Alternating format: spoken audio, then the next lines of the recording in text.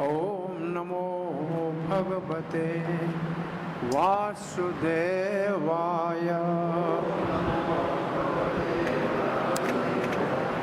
कृष्णाय वासुदेवाय देवकी नंदनाय च नंदगोपकुमाराय गोविंदाय नमो नमः। जय श्री कृष्ण चैतन्य प्रभु नित्यानंद श्री अद्वैत गदाधर शिवासादि गौर भक्त वृंदा। हरे कृष्णा कृष्णा कृष्णा हरे हरे, हरे राम राम राम हरे हरे। श्री कृष्ण बलराम मंदिर इस्कॉन वृंदावन के भाग्यशाली भक्तों, भगवद गीता यथारूप के भक्ति शास्त्री के अध्ययन के 9वें अध्याय में हम आज 13वें श्लोक से जो अनन्य भक्ति का सूचक है उसका पाठ करेंगे। कल हमने विशेष रूप से जो नास्तिक हैं, मायावादी हैं, जो भगवान श्री कृष्ण के श्याम सुंदर विग्रह की अवहेलना करते हैं, निंदा करते हैं, उपहास करते हैं, जो उनके परम भाव को नहीं जानते हैं, उनकी गति क्या होती है? उनका सब कुछ निष्फल हो जाता है। भक्ति भी, ज्ञान भी, कर्म भी सब निष्फल हो जाता है और वो राक्षसी और असुरी योनियों में प्रवेश करते हैं। अब इसके विपरीत महात्मा जो भगवान के भक्त हैं उनका वर्णन चल रहा है। 13वां श्लोक। महात्मानस्तु मां पार्थ देवीं प्रकृतिम आश्रिताः भजते अनन्य मनसो ज्ञात्वा भूतादिमव्ययम्।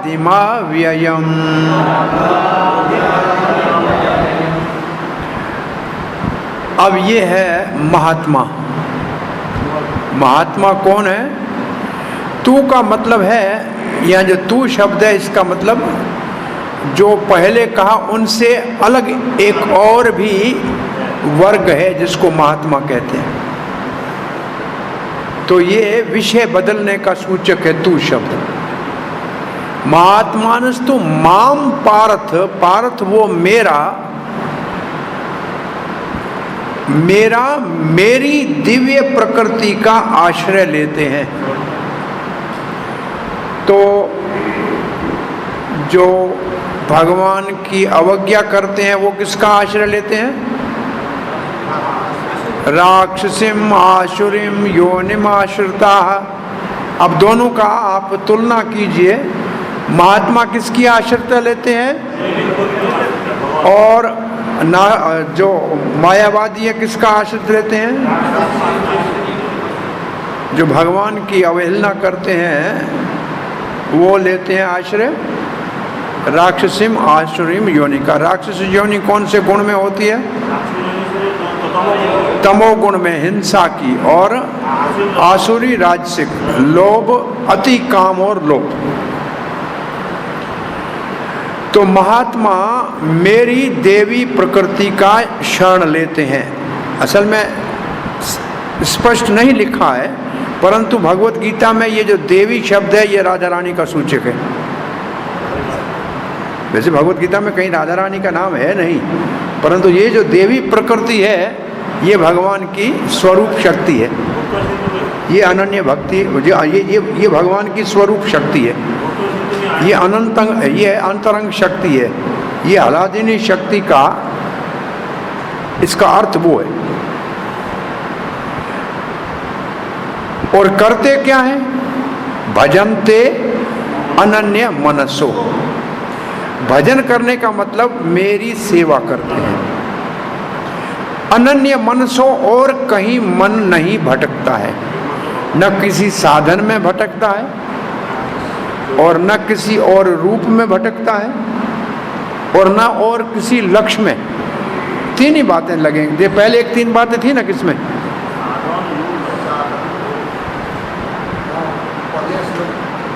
एक श्लोक में आया था जिसमें तीन बातें थी। क्या थी? यही तीन है। वहां भी अनन्य मनसो होगा। क्या था?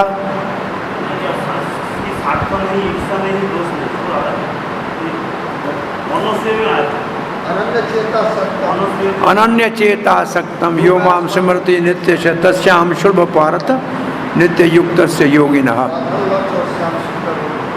हाँ, तो वहाँ जो तीन है, यहाँ वहाँ भी अनन्य चेता है या अनन्य मनसो, दोनों का अर्थ एक ही है। तो जब अनन्य शब्द आए तो किसी और का नहीं। एक तो अनन्य का अर्थ है न अन्य, और किसी का नहीं, और दूसरा अनन्य का अर्थ है निरंतर, और किसी साधन को नहीं, और किसी लक्ष्य को नहीं, और किसी व्यक्ति का नहीं, केवल मेरा। और शुद्ध भक्ति से सेवन करते हैं। ज्ञात्वा, जानते हैं। और कल हमने पढ़ा था वो क्या था? अवज्ञानता। और ये है ज्ञात्वा, ये जानते हैं। क्या जानते हैं? मेरे विषय में कि मैं भूत आदि हूं और अव्यय हूं। तो भूत आदि का अर्थ क्या है?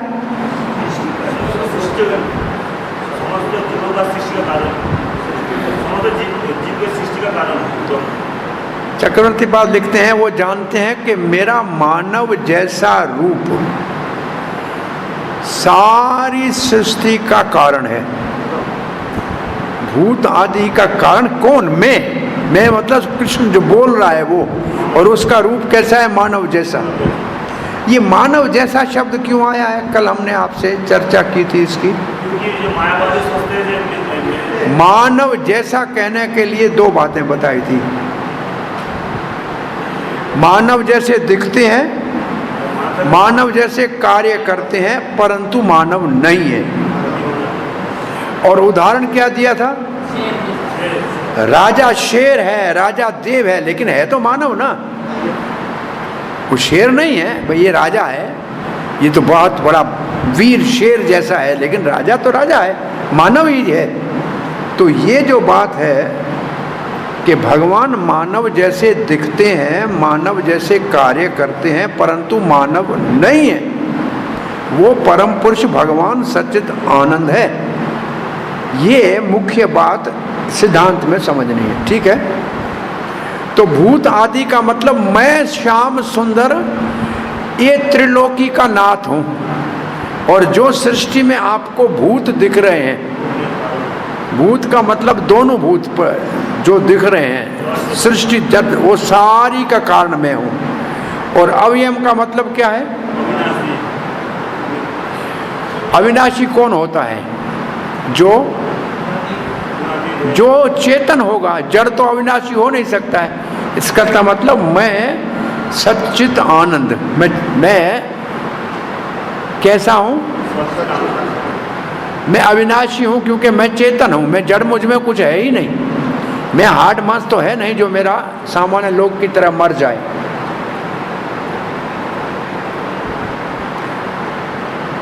Fully spiritual. हमारे दोनों आचार्यों ने लिखा है फुल्ली स्पिरिचुअल, पूर्ण रूप से आध्यात्मिक। पूर्ण आध्यात्मिक की एक परिभाषा कभी हमने आपको बताई होगी। जैसे पूर्ण आध्यात्मिक को ऐसे किसी को प्रचार में कहना है ना, पूर्ण आध्यात्मिक कैसा होता है? क्या? हाँ, चीनी का मिठाई हुई। अब भाई ट्रैक्टर भी चीनी जैसा बना हुआ है और कार भी चीनी जैसी है। अब कार है या ट्रैक्टर है, लेकिन है तो सब चीनी। तो भगवान जो है सभी वो, इसमें चीनी की जगह पे भगवान में क्या है, एक शब्द में याद करना हो तो शुद्ध सत्व। भगवान का स्वरूप अवतार के समय कैसा होता है? शुद्ध सत्व का होता है। विशुद्ध सत्व का भगवान का स्वरूप होता है, प्रकृति से परे होता है। ये इसकी परिभाषा है। ठीक है।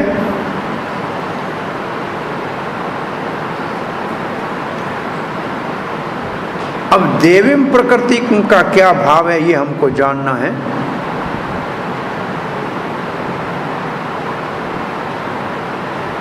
श्रील प्रभुपाद लिखते हैं इस श्लोक में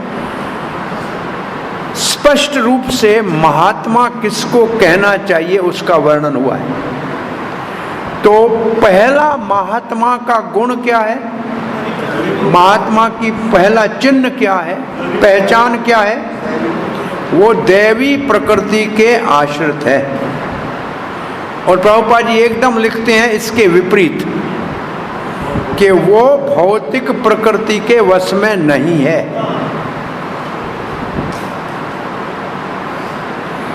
पहले ये दो बातें समझो। महात्मा का पहला चिन्ह क्या है, पहचान क्या है? वो दैवी प्रकृति के आश्रित है। तो किसके आश्रित नहीं है? भौतिक प्रकृति के आश्रित नहीं है। अब ये कैसे है, उसके लिए प्रभुपाद जी ने 7वें अध्याय से भौतिक प्रकृति से मुक्त होने का साधन बताया है। तो भौतिक प्रकृति से मुक्त कैसे होंगे? ये माम प्रपद्यन्ते मायाम एतान तरन्ति ते। तो दूसरा क्या लक्षण होगा महात्मा का? भगवान का शरणागत है, उसने भगवान का पूर्ण शरण लिया है।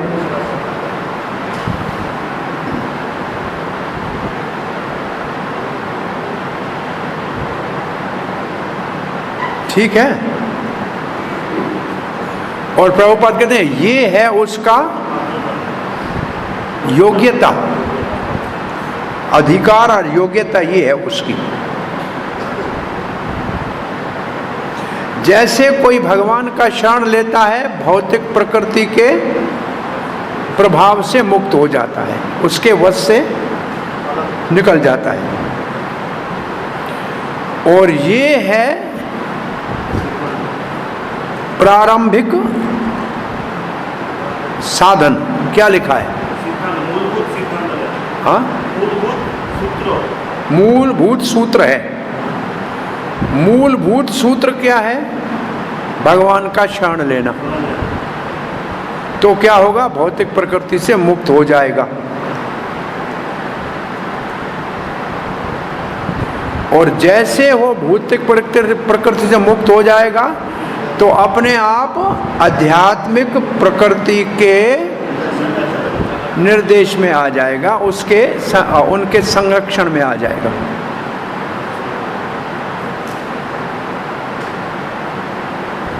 अब प्रभुपाद कहते हैं ये जो भगवान की दैवी प्रकृति है ना, इसी को कहते हैं आध्यात्मिक। इसको क्या कहते हैं?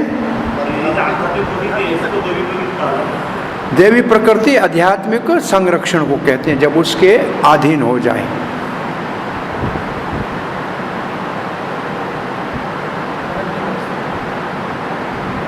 और तब उसको महात्मा कहा जाएगा। तब उसके लिए महात्मा शब्द का उपयोग होगा। अब यहाँ तक महात्मा की परिभाषा प्रभुपाद जी ने देवी प्रकृति की बताई। आप इसको और ऐसे समझें कि क्योंकि जीव तटस्थ शक्ति है, उसके पास दो ही रास्ते हैं, या बाहरंग शक्ति के शरण में रहे या अंतरंग शक्ति। तो सारे जीव बद्ध जीव भौतिक प्रकृति के शरण में है, बाहरंग शक्ति के शरण में। और महात्मा अंतरंग प्रकृति के शरण में है। कैसे गए? भगवान का शरण लेकर। भगवान का शरण लेने से बाह्यरंग प्रकृति के वश से मुक्त हो गए, प्रभाव से मुक्त हो गए। अब प्रभुपाद जी अनन्य मनसो जो है शब्द, उसकी परिभाषा कह रहे हैं। महात्मा कृष्ण के अतिरिक्त और कहीं भी अपना मन की वृत्ति को या चित्त को नहीं लगाते हैं, क्योंकि वो जानता है, महात्मा जानते हैं कि भगवान श्री कृष्ण ही आदि पुरुष सब कारणों का कारण है। अब ये किसकी परिभाषा है? अनन्य मनसो।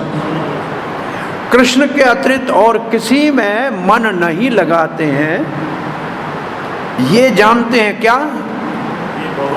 श्री कृष्ण भगवान आदि पुरुष है और सर्व कारण है। ये कहां से शब्द दो लिए? गोविंदम आदि पुरुषम सर्व कारणम, ये उसका अर्थ है। और फिर एक शब्द प्रभुपाद लिखते हैं, महात्मा को इसमें कोई संदेह नहीं होता। तो ये महात्मा के गुणों में आएगा।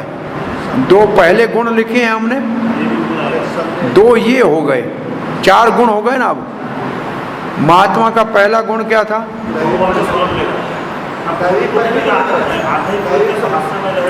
देवी प्रकृति के आश्रय में रहेगा।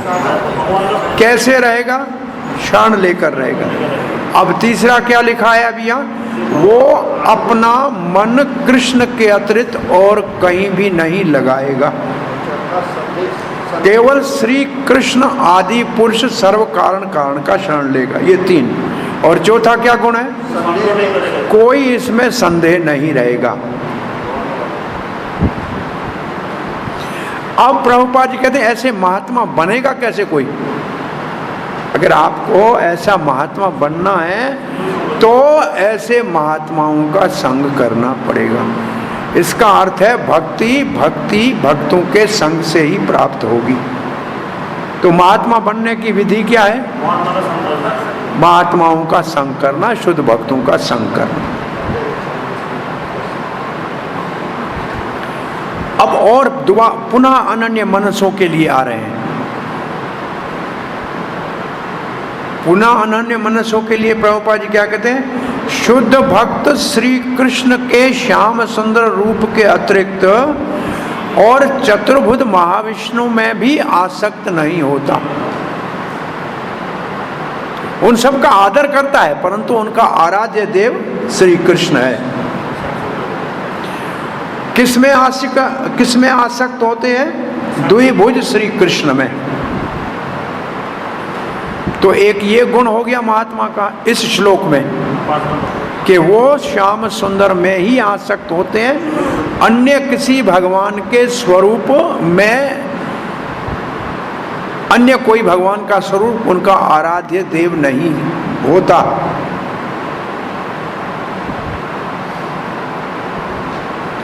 ये भी अनन्य चेतसा, जो अनन्य मनसो है ना, उसकी परिभाषा है। इसके उपरांत देखो लिखा है, और भगवान का रूप अथवा किसी देवता या किसी मानव, ये उसमें आ गया कि भगवान के अतिरिक्त और किसी का नहीं।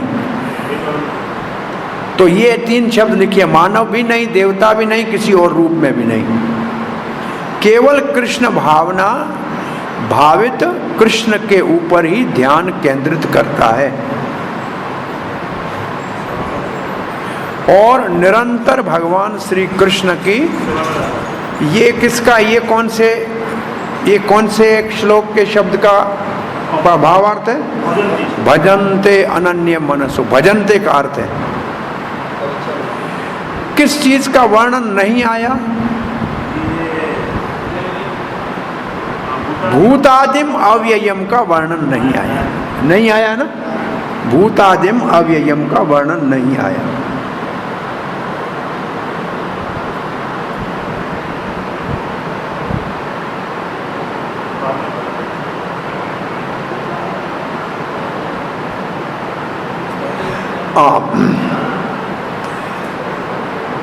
भूतादिम का बलदेव विद्याभूषण लिखते हैं भूत आदिम का अर्थ है मेरा ये श्याम सुंदर रूप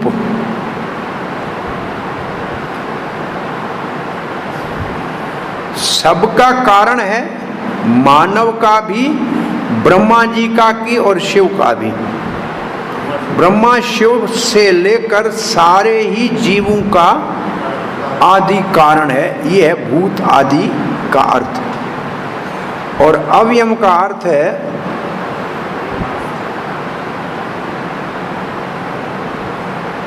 मैं अविनाशी हूं।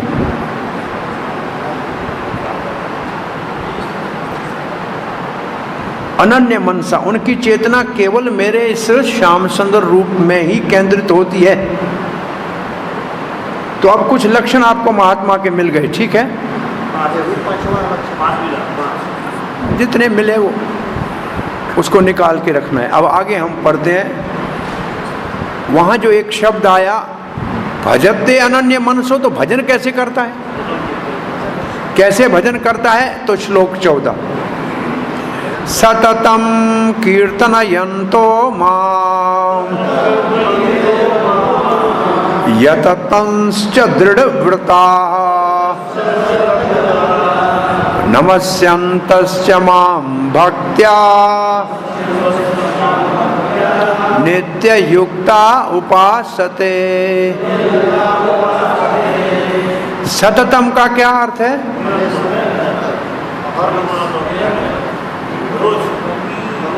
वो नित्य का अर्थ है, नित्य प्रतिदिन। सततम का अर्थ है सब समय, सब जगह, सब अवस्था में, शुद्धि अशुद्धि का कोई चिंता नहीं, कहीं भी है कैसे भी है। सततम हर समय, हर जगह, हर हाल में। एक माता सततम की परिभाषा है, स मतलब साथ, तत्म का मतलब जैसे नारद जी बेना लेके सदा भगवान का गुण गाते रहते हैं ना, ऐसे सदा ही भगवान का कीर्तन में लगा रहता है सततम। तो भगवान तो सततम माम उपासते, उपासते का वैसे शब्द का अर्थ क्या होगा? उप मतलब नजदीक, आस्ते का मतलब बैठना, मेरे नजदीक बैठता है, इसका मतलब मेरी सेवा में लगता है। किस भाव से? योग से नहीं, भक्त्या। कैसे? निरंतर कैसे सेवा करता है? भक्ति से। कौन सा साधन अपनाता है? कीर्तन यंतो, कीर्तन करता है। देखो नवदा भक्ति में 9 अंग है। भागवत के दूसरे स्कंद के 5वें श्लोक में 3 अंगों का वर्णन किया है साधन भक्ति में। आप जहाँ वैदिक साधन भक्ति का वर्णन पढ़ा है आपने भक्ति रसामृत सिंधु में, वहाँ एक श्लोक आया होगा, श्रोतव्यम कीर्तव्यम स्मर्तव्यम यदिच्छतो अभयम, ये श्लोक था ना। तो वहाँ 3 थे ना, 3 हो गए। क्या कौन से अंग हो गए? 3, श्रवण कीर्तन और सुमरण। परंतु 12वें श्लोक तक जाते जाते एक अंग आ गया, अनुकीर्तनम निर्णीतम अनुकीर्तनम। याद है किसी को ये श्लोक? हाँ, ये कह रहा कौन? एतद निर्मा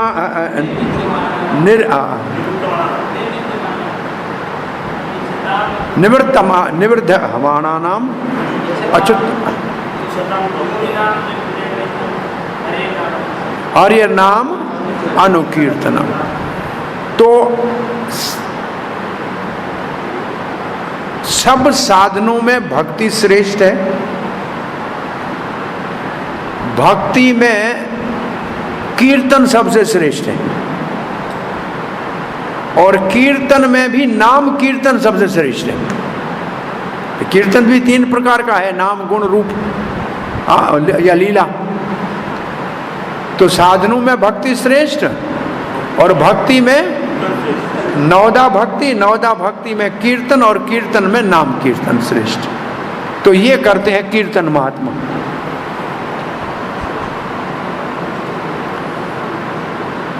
कैसे करते हैं? कभी कभार करते हैं, जैसे रविवार को करते हैं, कुछ देखो हम लोग देखते हैं यहाँ संडे के दिन करते हैं, जब लोग आते हैं तब। हाँ, एक ग्रुप है यहाँ संडे को करता है रशियन, वो कहते हैं ठीक है, वो व्रत धारण किया है कि संडे को करेंगे। ये करते हैं दृढ़ व्रता, दृढ़ संकल्प लेके रखा है कि यही काम करना है हमको, अपने आप को संकल्प में। जैसे हमारे गोस्वामी के लिए क्या पढ़ते हैं, संख्या पूर्वक नाम गानन नति भी, ये सब व्रत लेके रखा था कि रोज के 1000 वैष्णवों को राधा कुंड में, 1000 वैष्णव होंगे ही नहीं, परंतु 1000 बार वही आए तो भी एक को भी करना है। ये एक व्रत लेके रखा था, से व्रत लेके रखे थे कि मुझे इतना दंडवत करना है, इतना जप करना है, इतना घंटे पढ़ना है। ये ऐसे दृढ़ व्रता काय के लिए ऐसे दृढ़ व्रत लेते हैं? उनका उद्देश्य क्या है? नित्य युक्ता। नित्य युक्ता का अर्थ है मेरा संग चाहते हैं। हाँ, मेरे संग के इच्छुक हैं, मेरे पार्षद बनना चाहते हैं, मेरे नित्य सेवक बनना चाहते हैं। उसके लिए क्या करते हैं? यतनतः, यतनशील हैं। किस चीज का यतन करते हैं? मेरे संग को प्राप्त करने के लिए यतनशील हैं। और क्या करते हैं? मुझे नमस्कार करते हैं, नमस्यन्तश्च माम भक्त्या। केवल नमस्कार नहीं, अन्य भी भक्ति के अंगों का पालन करते हैं, जैसे कि वंदना करना, नमस्कार के साथ वंदना है, अर्चन है, ये सब अंगों का पालन करते हैं। तो दृढ़ व्रता। तो प्रभुपाद जी ने क्या लिखा है, इसका अनुवाद पढ़िए। हे महात्मा, मेरी महिमा का नित्य कीर्तन करते हुए, दृढ़ संकल्प के साथ प्रयास करते हुए, मुझे नमस्कार करते हुए, भक्ति भाव से निरंतर मेरी पूजा करते हैं। मेरी पूजा करते हैं, नमस्कार करते हैं, पूजा आदि में आ गया। नमस्यन्तश्च माम। प्रभुपाद जी से कभी किसी ने पूछा था कि भगवत गीता का आप प्रचार करते हो ना, आप जब जहाँ जाते हो कहते हो कीर्तन करो, कीर्तन करो, कीर्तन करो, कहाँ लिखा है भगवत गीता में कीर्तन? किसी ने ऐसे पूछा तो प्रभुपाद ने ये श्लोक बोला, लिखा है सततम कीर्तन जंतो मां। ये लिखा पड़ा है ना, कीर्तन करते हैं। प्राय लोग कहते हैं भगवत गीता में कीर्तन कहाँ लिखा है? आप सारा दिन हरे कृष्ण जपते हो, कहाँ लिखा है? बोले देखो ये सततम कीर्तन यंतो लिखा है कि नहीं लिखा है। ये श्लोक कीर्तन का प्रमाण है। तो उस अब हमने 13वें श्लोक में पढ़ा कि वो भजन करते हैं, मेरी पूजा करते हैं। कैसे करते हैं? तो इसका उत्तर ये है, एक तो निरंतर करते हैं। हाँ, नित्य, ये भी शुद्ध भक्ति का श्लोक है ना? हाँ, ये दोनों शुद्ध भक्ति के हैं। 13-14 दोनों, 13-14 दोनों शुद्ध भक्ति के।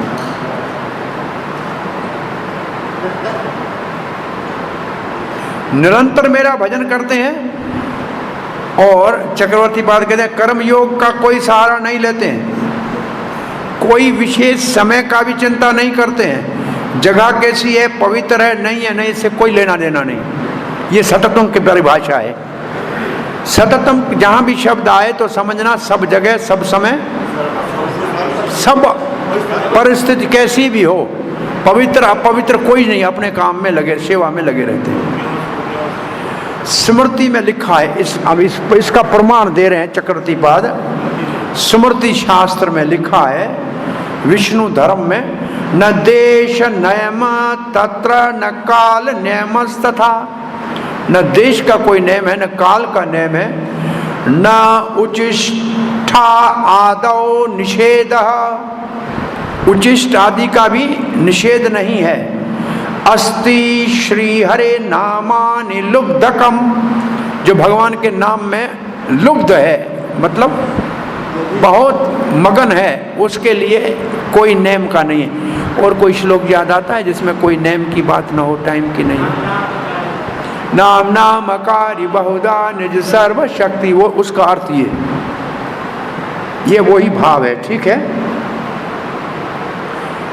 जो हरि नाम कीर्तन के लिए बहुत लुब्ध है, मुग्ध है, उसके लिए कोई समय का पवित्र अपवित्र का प्रश्न ही नहीं है। यह विष्णु धर्म का श्लोक है।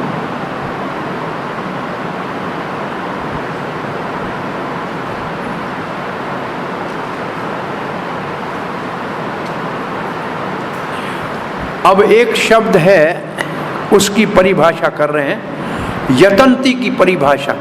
चक्रवर्ती पाद यतंती, यतंती है ना शब्द इसमें? हाँ, यतंतश्च, यतंती की परिभाषा बड़ी अच्छी कर रहे हैं। बोला जैसे कोई गरीब व्यक्ति किसी धनी व्यक्ति के पीछे घूमता है कि कुछ धन मिल जाए तो मेरा परिवार सुखी हो जाए, वो यतन करेगा ना। ऐसे मेरा भक्त अच्छे भक्तों के संग के लिए सदा ही इधर से उधर भागता है, कहाँ कथा हो रही है, कहाँ कीर्तन हो रहा है, कहाँ भक्तों का संग मिले, इस बात का यतन करता है। इसका मतलब ये यतन किस बात का करता है कि भक्तों का संग मिले और कथा करने का, कथा सुनने का सौभाग्य प्राप्त हो।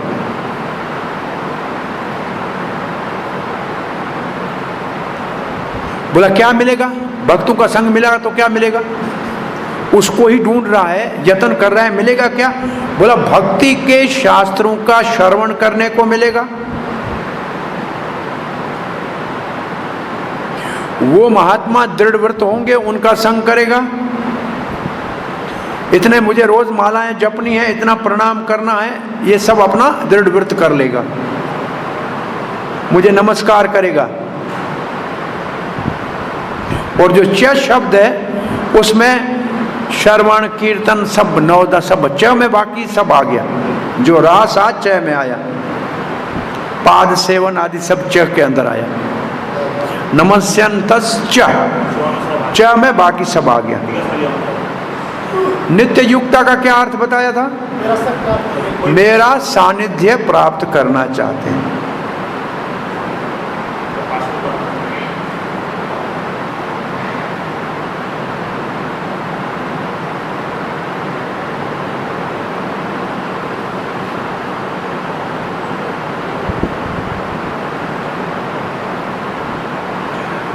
बलदेव विद्याभूषण कहते हैं ये 2 श्लोक भक्ति के साधन का वर्णन कर रहे हैं। हाँ? भक्ति का जो साधन है उसका वर्णन कर रहे हैं। पहले सततम की वही परिभाषा लिखी है, सर्वत्र सब जगह सब समय बिना किसी देश काल परिस्थिति की परवाह किए हुए। और कीर्तन के लिए एक शब्द लिखा है कि जोर से भगवान का नाम लेते हैं। कीर्तन का अर्थ है जो सुनाई दे सबको, ऐसे। तो मधुर सुर में भगवान के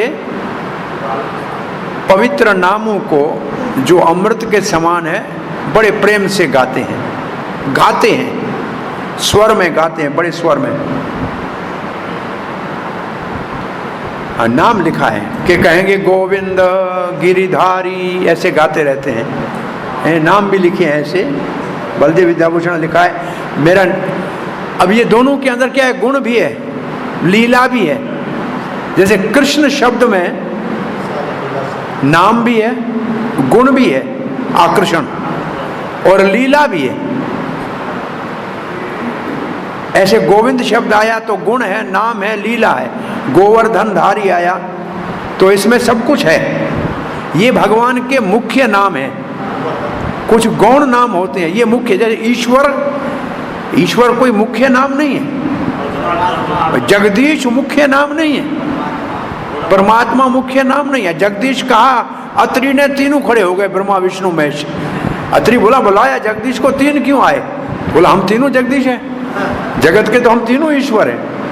तो ये समस्या है कि ये मुख्य नाम का कीर्तन करता है। ये नाम भी वो लेता है कीर्तन में जो मुख्य है।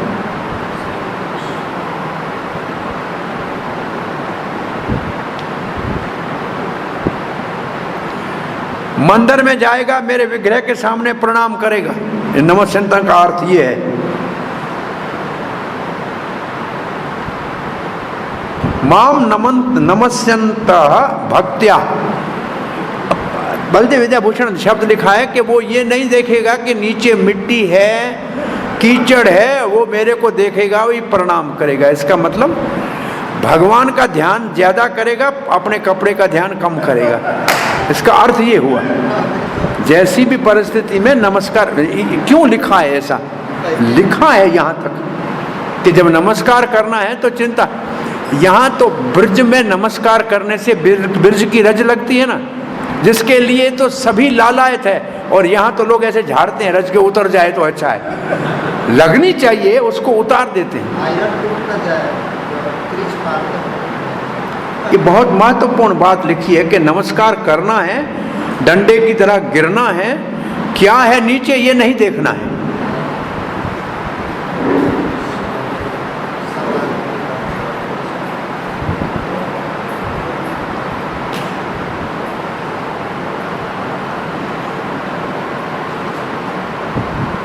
और च का अर्थ आपको बता दिया कि अन्य भक्ति के सारे अंग आ जाते हैं।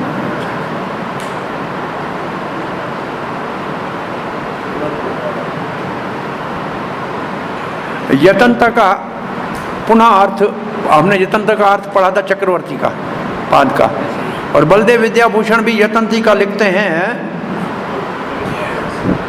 सजातीय स्निग्ध भक्त संघ।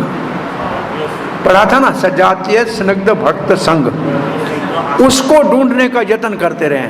इसका अर्थ क्या है? सजातीय स्निग्ध भक्त का अर्थ क्या है?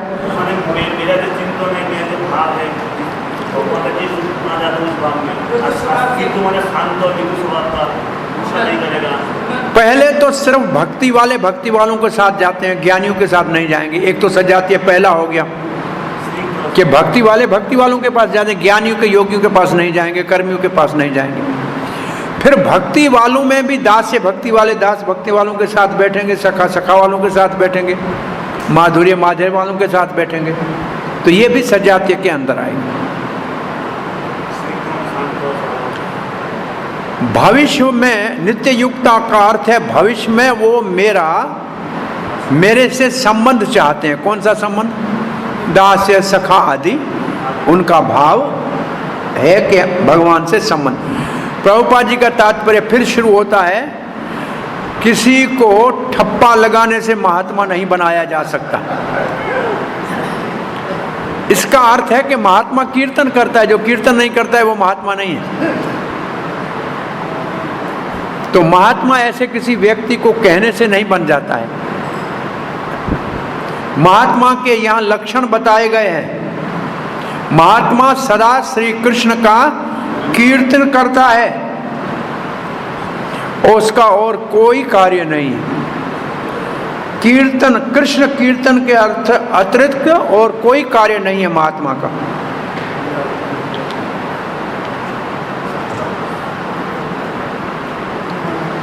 अब प्रभुपाद जी महात्मा के लिए एक और शब्द नया, एक और गुण कह रहे हैं, छठा लिखो। इसका अर्थ है कि महात्मा निराकारवादी नहीं है। निराकारवादी गुण का कैसे कीर्तन करेगा? भगवान का रूप ही नहीं है तो कीर्तन क्या करेगा? तो महात्मा का एक लक्षण है कि वो निराकारवादी नहीं है, निर्विशेषवादी नहीं है, शून्यवादी नहीं है। वो कृष्ण का ही कीर्तन करता है, गुण रूप नाम लीला का।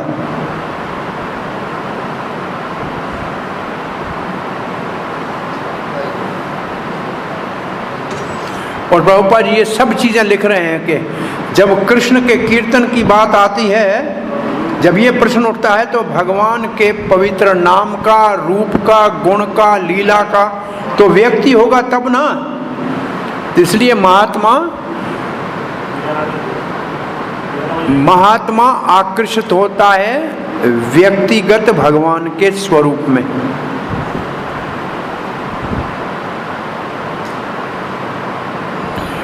और ब्रह्म ज्योति में आकर्षित को महात्मा नहीं कहते। भगवत गीता से उनको महात्मा नहीं कह सकते। आगे वाले श्लोकों में उनके लिए अलग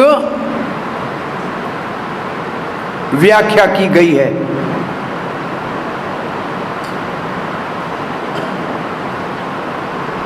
अब महात्मा नवदा भक्ति के कार्यों में लगा रहता है। ये भागवत लिखा है, ये नवदा भक्ति है, ठीक है। भागवत में ये श्रवण कीर्तन का है, विष्णु का है, किसी और देवता का या मानव का नहीं।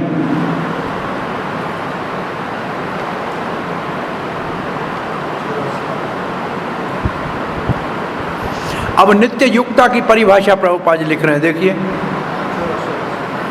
वो भगवान का सानिध्य चाहता है 5 में से किसी एक रस में। ये है नित्य युक्ता की परिभाषा, ठीक है।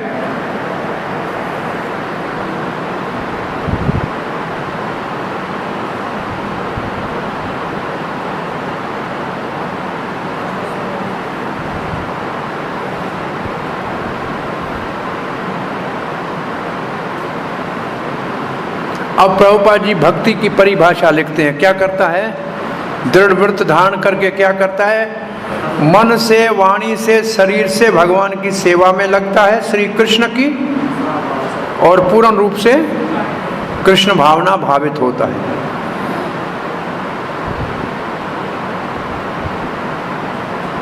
अब दृढ़ व्रता के लिए प्रभुपाद व्रत शब्द को लेके कहते हैं कि भाई एकादशी आदि का व्रत रखा जाता है, हाँ, और भगवान के जन्माष्टमी का व्रत रखा। इसको, ये व्रत को ऐसे प्रभुपाद जी ने लिया है।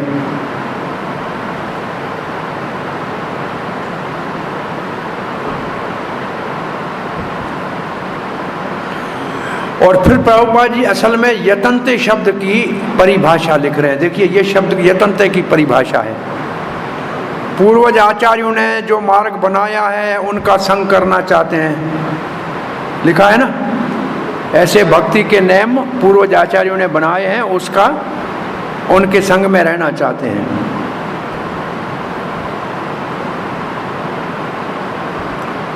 महात्मा दृढ़ व्रत है, इसलिए वो अपने लक्ष्य को प्राप्त करते हैं।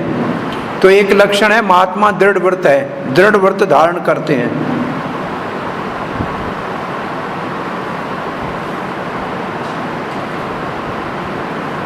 अब प्रभुपाद जी सुसुखम कर तुम अव्ययम, सुसुखम का वर्णन कर रहे हैं। भक्ति सुखपूर्वक की जा सकती है और प्रत्यक्ष अवगमम है, कोई तपस्या की आवश्यकता नहीं है। बस किसी दक्ष गुरुदेव का शरण मिल जाए, फिर चाहे वो ब्रह्मचारी हो या गृहस्थ हो या सन्यासी हो,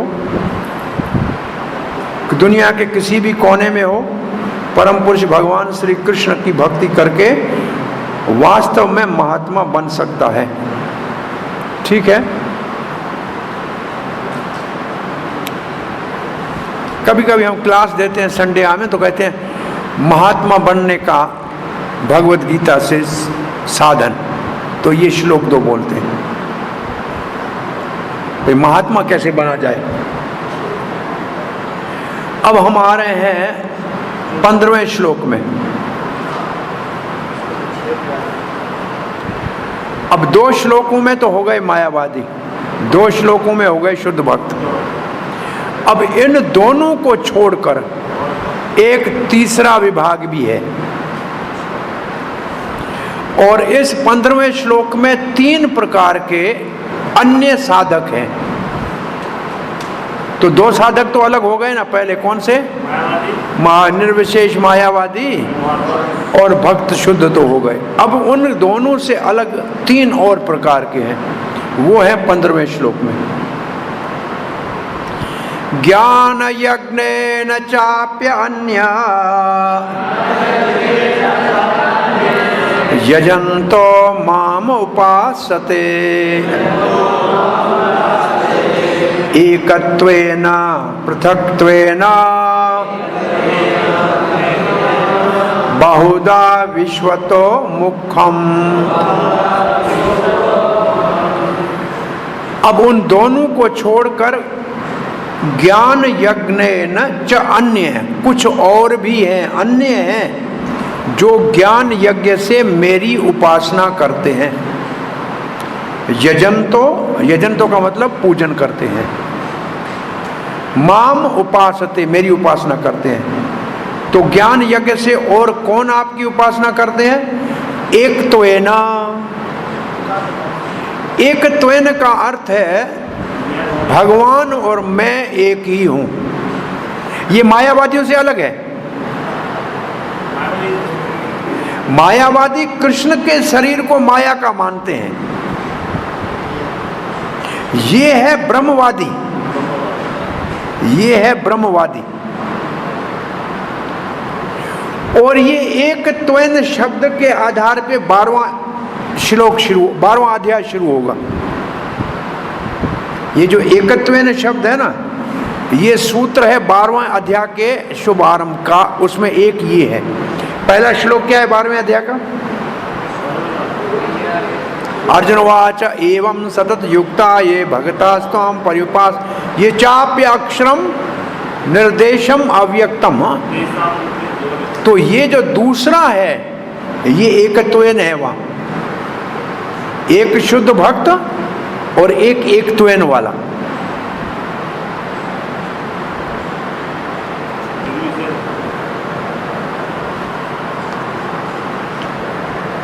तो एकत्वेन ब्रह्मवादी है। क्या समझे?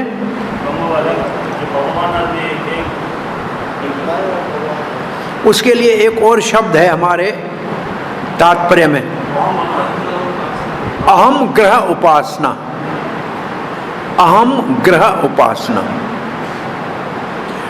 पृथक्त्वेन बहुधा, दूसरे हैं। एक तो हो गया ब्रह्मवादी, अहम ग्रह उपासना वाला।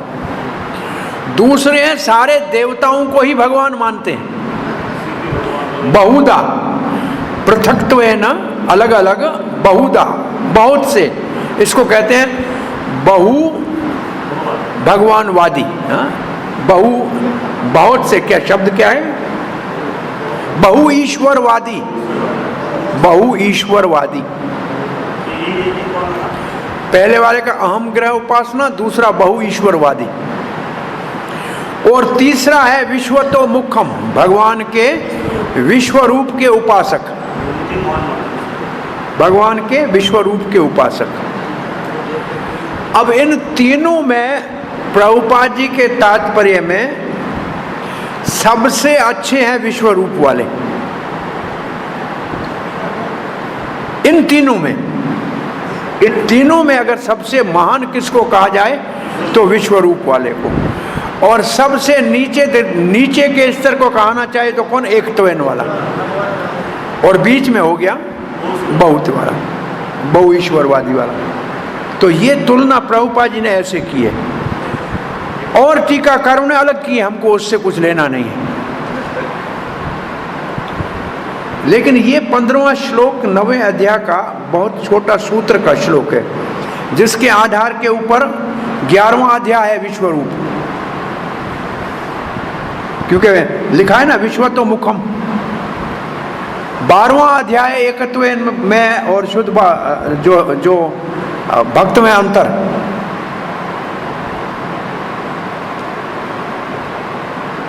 और बहु ईश्वरवादी तो इसी के अंदर। और इसी अध्याय में अब ये तीनों का वर्णन थोड़ा आएगा।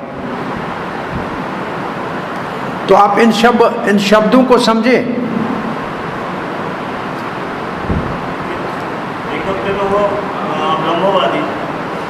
एक हुआ अहम ग्रह उपासना ब्रह्मवादी, दूसरा हुआ बहु ईश्वरवादी, तीसरा हुआ विश्वरूप उपासक। इनमें पहला नंबर अच्छा कौन है सबसे? विश्वरूप का। और सबसे नीचे दर्जे का कौन है? अहम ग्रह।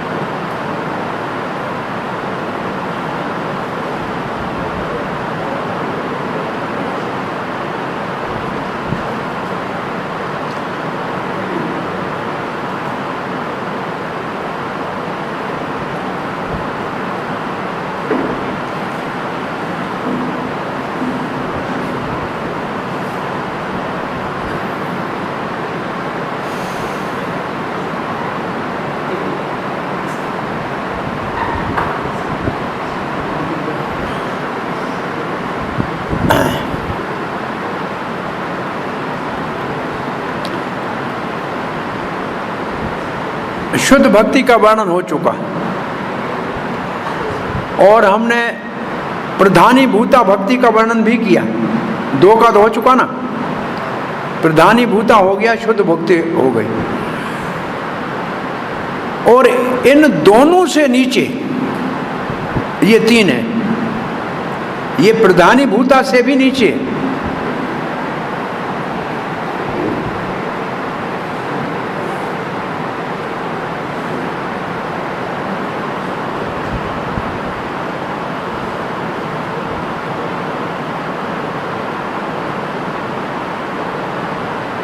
बोला और ज्ञानी भी हैं, वो भी भगवान का कीर्तन आदि करते हैं, उसका यहां वर्णन है।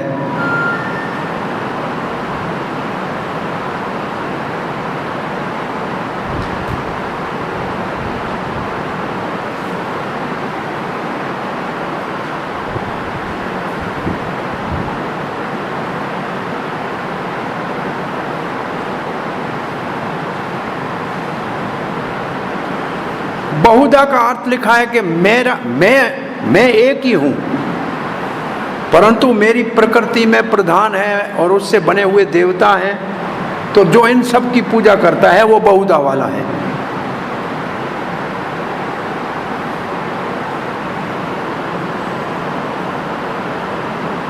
श्रील प्रभुपाद लिखते हैं इस श्लोक में पहले कहे गए श्लोकों का सारांश दिया है। पहले तो है शुद्ध भक्त, वो कृष्ण के अतिरिक्त किसी को नहीं जानते, वो तो है महात्मा। परंतु इनके अलावा कुछ और है, वो महात्मा नहीं है परंतु कृष्ण का सेवा भक्ति करते हैं अन्य प्रकार से। ठीक है, महात्मा नहीं है, अन्य प्रकार से करते हैं। अब अन्य प्रकार में प्रभुपाद जी पहले लिख रहे हैं 7वें अध्याय वाले चतुर्विधा भजतो माम, ये अन्य में आ गए, ये महात्मा नहीं है।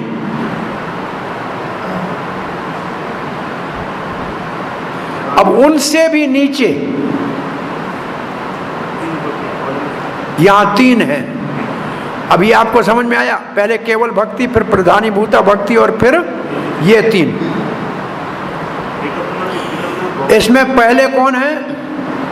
अपने आप को भगवान समझ के ध्यान करता है, मैं अहम ब्रह्मस्मि, मैं गोपाल हूं, वैसे कहेगा। और दूसरे हैं बहुईश्वरवादी, किसी को भी ईश्वर मानते हैं। और तीसरे विश्व रूप की उपासना करते हैं। इन तीनों में से सबसे नीचा है अपने को भगवान मानने वाला। इसको हाँ, और ये ज्यादा आपको मिलेंगे, इनका गणना बहुत ज्यादा है। और ये कौन से हैं? इसको कहते हैं अद्वैतवादी। क्या कहते हैं? अद्वैतवादी। अपने आप को भगवान समझते हैं, मन में ध्यान करते हैं, मैं ही भगवान हूं, हाँ वही हूं मैं, वही हूं मैं, वही हूं मैं, ऐसा सोचते हैं। प्रभुपाद कहते कम से कम वो इतना तो सोचते हैं कि मैं भौतिक शरीर नहीं हूं, मैं चेतन ब्रह्म हूं। ये है तो एक प्रकार के अद्वैतवादी, वो भगवान की ऐसे पूजा करते हैं। दूसरे देवताओं को भगवान समझ के पूजा करते हैं। और तीसरे विश्व रूप का, ब्रह्मांड को ही भगवान का रूप समझते हैं।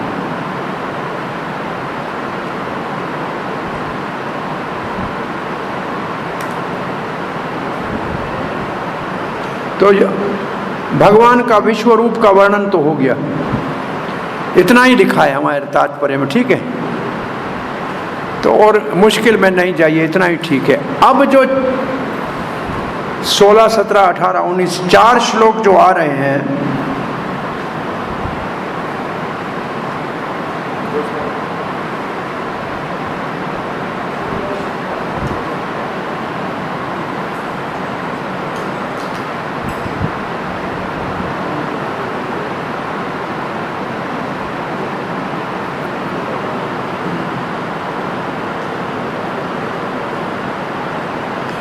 ये विश्वरूप की परिभाषा है। 4 श्लोकों में विश्वरूप के उपासक कैसे पूजा करते हैं उसका वर्णन है। 16 से 19 तक विश्वरूप के उपासकों का वर्णन है। अहम कर्तोर अहम यज्ञः स्वधा अहम औषधम मंत्रो अहम अहम एवाजम अहम अग्निर अहम होतम।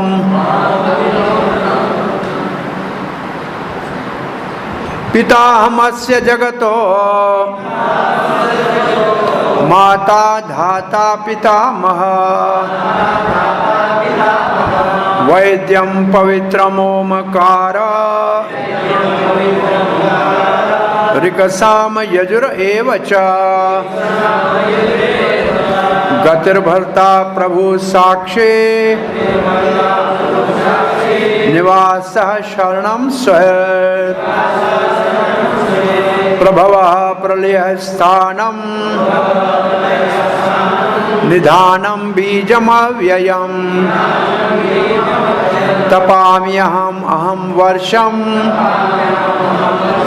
निग्रहामि उत्सृजामि च अमृतैव चैव मृत्युश्च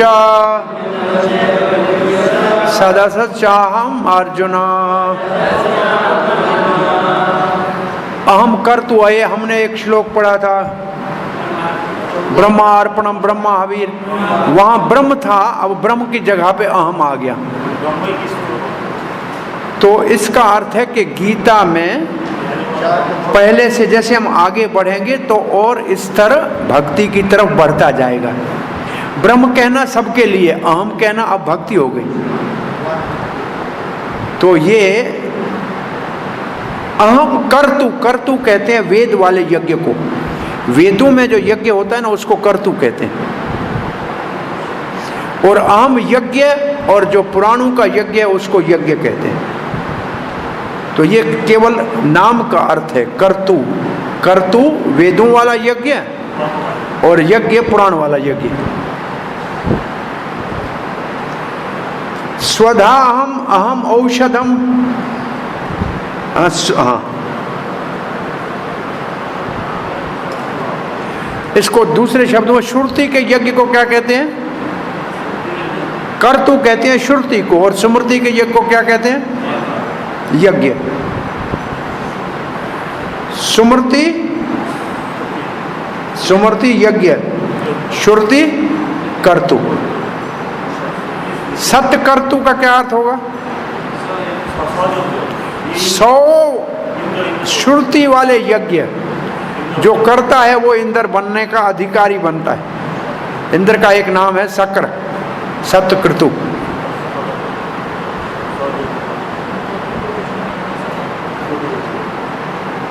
और ये इसके बाद शब्द क्या है? स्वधा अहम। ये स्वधा है जिसको हम श्राद्ध कहते हैं। हमारी भाषा में जिसको श्राद्ध कहते हैं ना वो है स्वधा अहम। पितरों को जो अर्पण किया जाए, ऐसे लिखा है ना, पितरों को जो अर्पण किया जाता है, ऐसे लिखा है ना।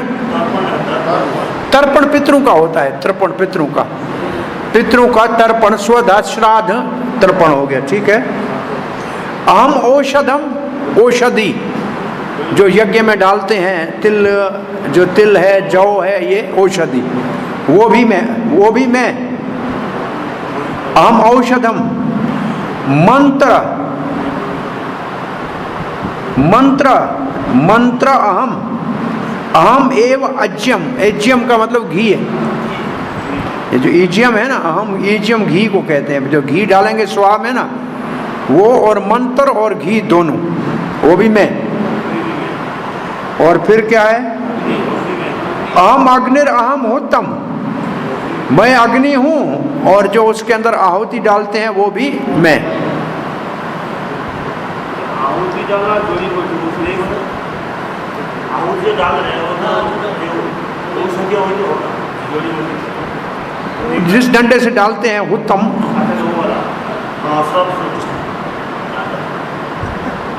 अहम अग्नि अहम हुतम मतलब आहुति डालने का कार्य जिसके द्वारा डाल जाए।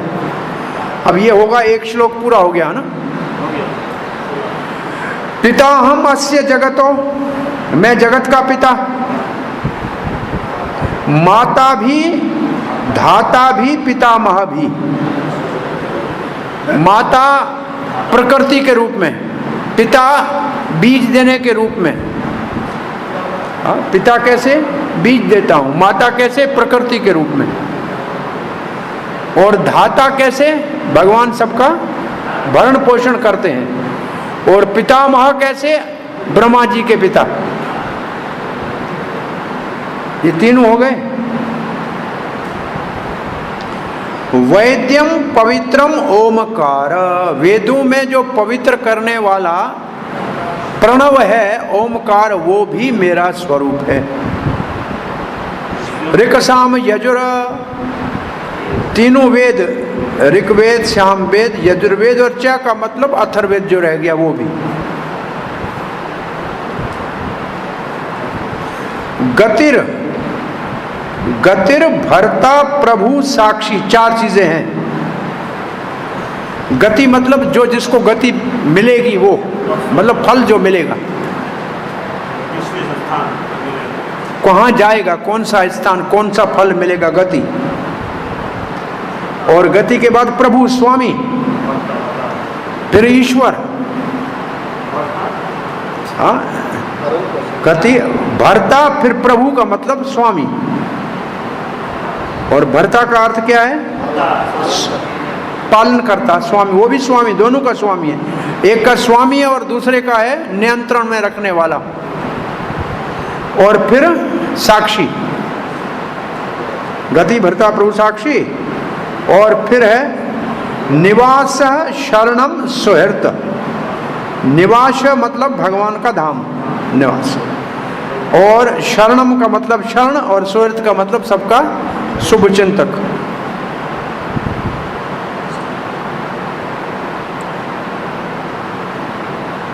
प्रभव प्रलय निधानम, ये तो तीनों शब्द बहुत सरल है। प्रभव का मतलब सृष्टि करना, और प्रभव के बाद क्या है, प्रभव प्रलय करना, और स्थानम का मतलब पालन करना। ये तो सृष्टि करना, पालन करना और संहार करना। अब क्या चाह रहा, अब तीसरा श्लोक आ गया ना। गतिर भर्ता प्रभु साक्षी प्रभो प्रलय स्थानम निधानम बीजम अव्ययम, निधानम बीजम अव्ययम। निधि, निधि किसको कहते हैं, खजाने को, खजानो, 9 निधि होती है ना, वो निधि। क्या लिखा है निधि का,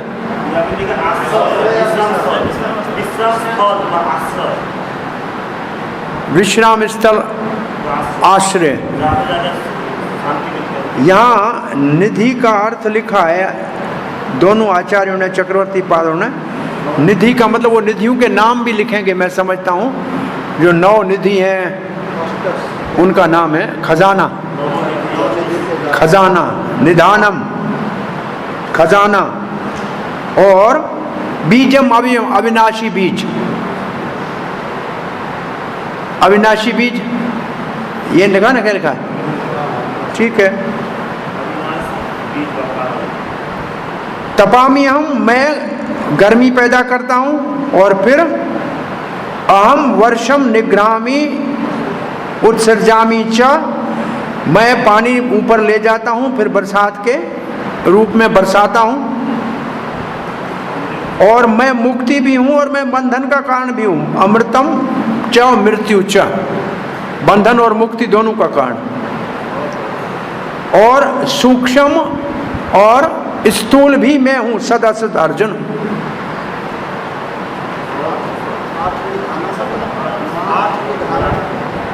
और आज अभी आएगा निधियां आएगी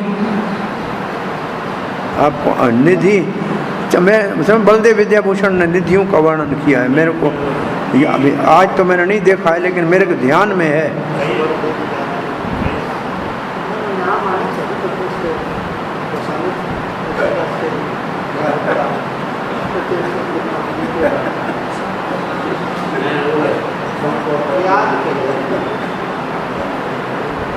ये निधियों के नाम सुनने लिखे हैं।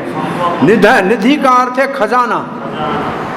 पद्म निधि, कुबेर के पास 9 खजाने हैं, आपके पास एक भी नहीं है। पद्म निधि, महानिधि, शंख निधि, मकर निधि, कच्छप निधि, मुकुंद निधि, नंदन निधि पे चाहिए तो लिख लेना, नील निधि, खर्व निधि, ये सब निधियां हैं। निधि की परिभाषा चक्रवर्ती बाद ने कुबेर के 9 खजानों के नाम लिखे हैं। मेरे ख्याल में कथा को यहाँ विराम देती हूँ। 4 बजे मुझे दूसरी क्लास करनी है, तो अब सोमवार को हम यहाँ से आगे बढ़ेंगे, इसका भावार्थ देखेंगे। इसके लिए एक शब्द में कि ये क्या है, विश्व रूप में बहुधा 4 श्लोकों में विश्व रूप में कैसे पूजा करते हैं उसका वर्णन ये चक्रवर्ती पाठ कह रहे हैं। प्रभुपाद जी ने क्या लिखा है सीधा देखते हैं, बाद में देखेंगे।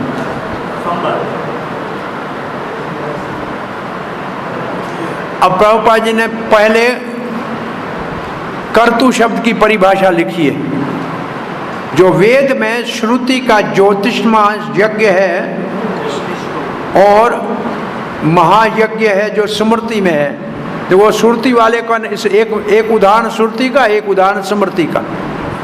ये कर्तु और यज्ञ के ना उदाहरण है, ठीक है। और पितृलोक को जो तर्पण करते हैं वो स्वधा शब्द का अर्थ है। और इज्जिया ये शब्दों का अर्थ प्रभुपाद ने लिखा है, ठीक है। ये सब नॉर्मल है। जो भी घी आदि है उसका वर्णन किया है। अग्नि भी भगवान है,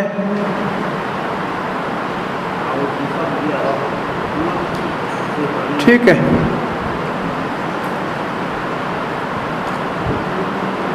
कर्मकांड के सारे यज्ञ कृष्ण है।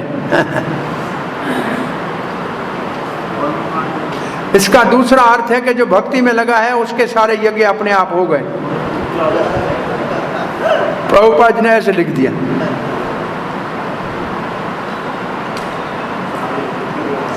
जो जगत है वो भगवान की शक्तियों के द्वारा निर्मित है।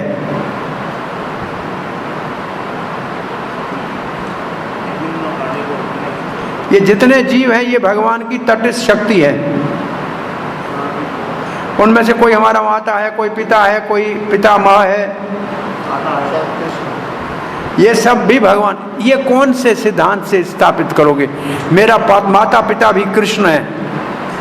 अचिंत्य भेद अभेद तत्व, अचिंत्य भेद अभेद तत्व,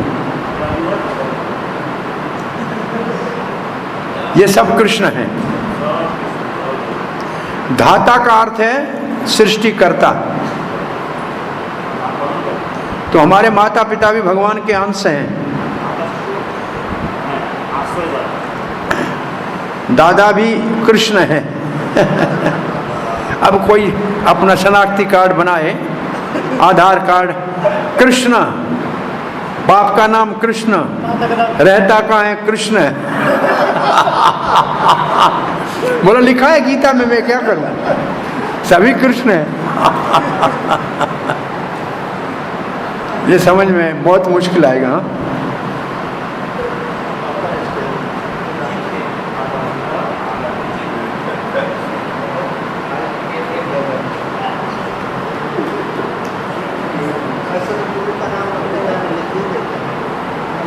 थोड़ा तात्पर्य लंबा है, इसको पढ़ना, परसों इसके ऊपर चर्चा करेंगे। लंबा है, 2-3 पेज का है।